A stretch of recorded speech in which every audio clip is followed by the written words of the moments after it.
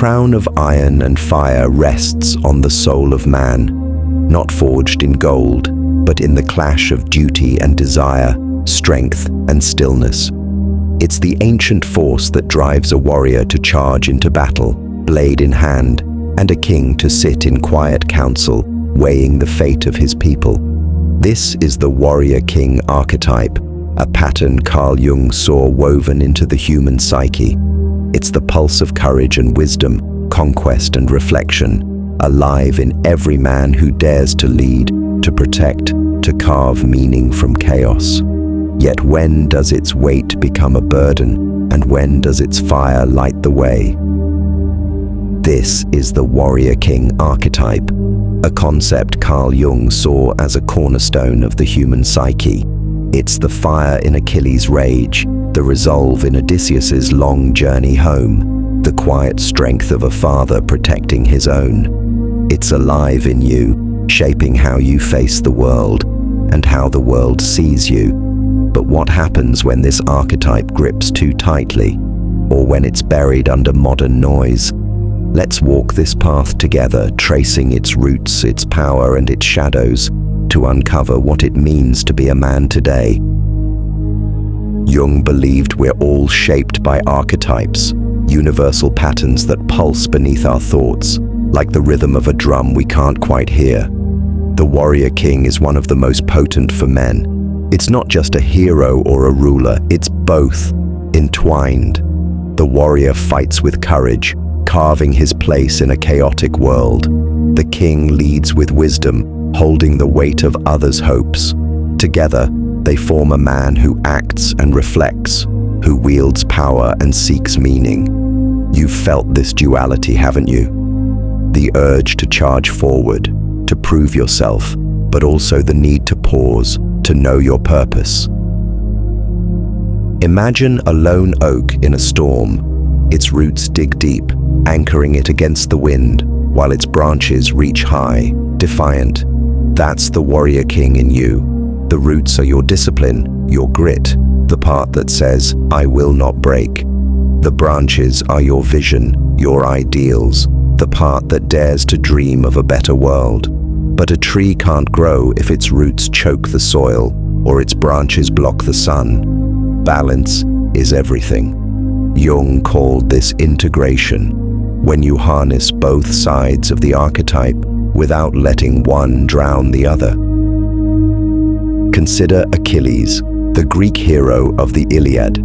His warrior spirit burned bright, unmatched in battle, a storm of spear and shield. But his kingly side faltered. His pride blinded him, leading to tragedy for those he loved. Contrast this with Odysseus, who fought not just with strength, but with cunning, who ruled not just with commands, but with loyalty to his men and his home. Both men carried the warrior king, but one leaned too heavily on the blade, while the other tempered it with wisdom. Which do you lean toward? Are you storming the battlefield, or are you charting the long way home? This archetype doesn't just shape you, it shapes the world around you. Societies have always looked to men who embody it. Think of King Arthur, pulling the sword from the stone, uniting a fractured land, or Marcus Aurelius, whose warrior spirit led Rome's legions, yet whose kingly wisdom, etched in his meditations, sought a life of virtue and service. These men weren't perfect, but they answered a call we all hear, to protect, to lead, to leave a mark. Yet the world today complicates this. You're told to be strong but not too aggressive, to lead but not to dominate, to feel but not too deeply. The warrior king in you is pulled in every direction, stretched thin by expectations that shift like sand. Jung warned that archetypes can possess us if we don't understand them. The warrior unchecked becomes a tyrant, wielding strength without purpose. You've seen this. Men who chase power for its own sake, who mistake dominance for leadership. Their victories are hollow, their lives a battlefield with no end. The king unchecked becomes a dreamer, lost in ideals, but unable to act. You know these men too, visionaries who inspire but falter when the moment demands steel. Either way, the archetype becomes a cage, not a crown. So how do you wear this crown without it crushing you? It starts with seeing the warrior king for what it is, not a role to play, but a force to channel. Nietzsche said, "That which is done out of love always takes place beyond good and evil." Love here isn't soft sentiment, it's fierce commitment to your values, your people, yourself. The warrior fights for what he loves. The king builds a world where it can thrive. You might choose to hone your discipline, to train your body or mind as a warrior sharpens his blade. You might reflect on your purpose, asking what kingdom, your family, your work, your legacy you're meant to serve. These aren't tasks to check off. They're ways to align the fire and the vision within you.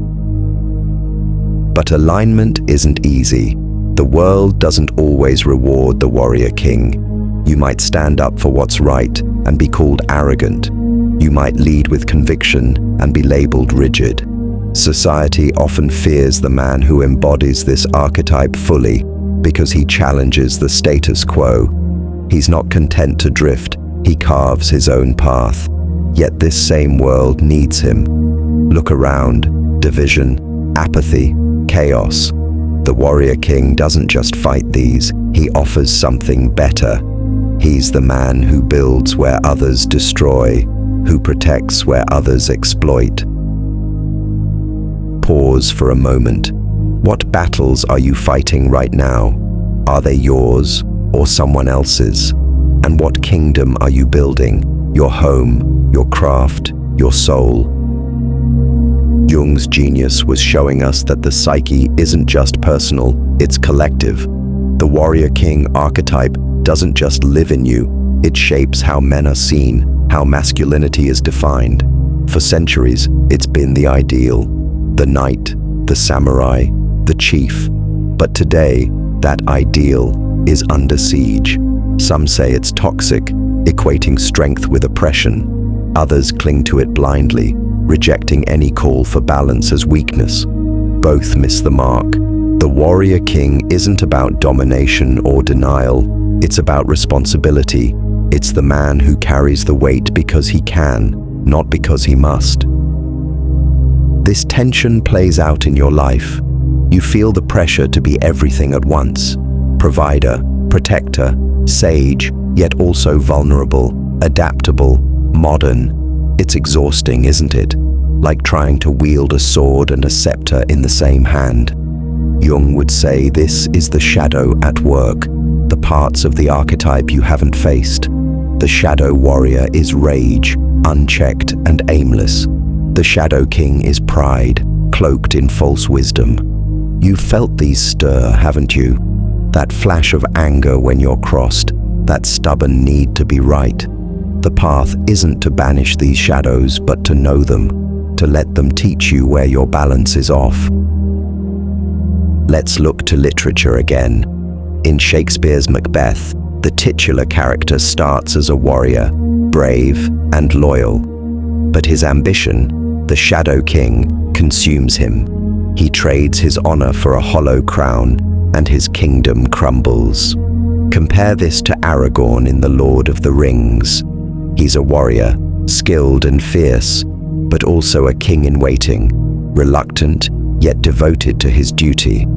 His strength lies not in conquest, but in service. Macbeth's story warns you of the archetype's dangers.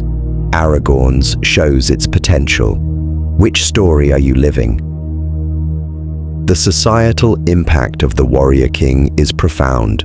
When men embody it well, they stabilize communities, inspire progress, anchor families. When they don't, the ripple effects are chaos, broken homes, divided societies, lost purpose.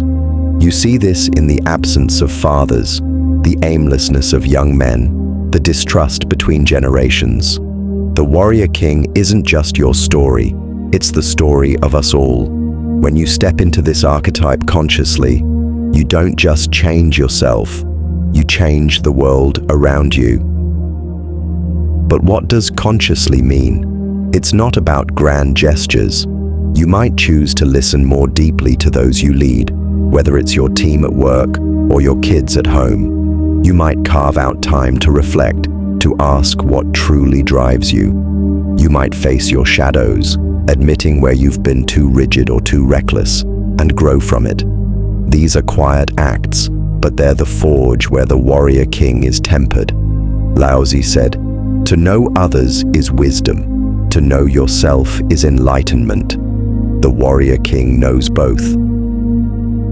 There's a cost to ignoring this archetype. Jung called it the unlived life. When you suppress what you're meant to be, it festers. You might feel restless, like you're meant for more but can't name it. You might lash out or withdraw, sensing the crown but not knowing how to wear it. The world doesn't help. It bombards you with distractions, endless screens, shallow goals that dull the archetype's call. But you can't escape it. It's in your bones, in the way you rise after a fall, in the quiet pride of doing what's right. Picture a river cutting through stone. It doesn't force its way. It flows, steady and sure, shaping the rock over time. That's the warrior king at his best. Persistent, not forceful. Purposeful, not frantic. You have that power. You can shape your life, your relationships, your world, not by shouting but by showing up day after day as a man who knows his strength and his purpose. What would it feel like to fully embrace this archetype? To fight for what matters, not just what's easy. To lead not for applause, but for those who depend on you. The warrior king isn't a myth or a relic. It's you, at your core, stripped of doubt and noise. Jung saw it as a map to wholeness, a way to become not just a man, but a man alive. The crown is heavy, yes, but it's yours to wear. Not because you're perfect, but because you're willing to try. So step into the arena, pick up the sword, the scepter, the weight of it all. The world is waiting for you to rule, not over it, but within it, with courage, with wisdom, with heart.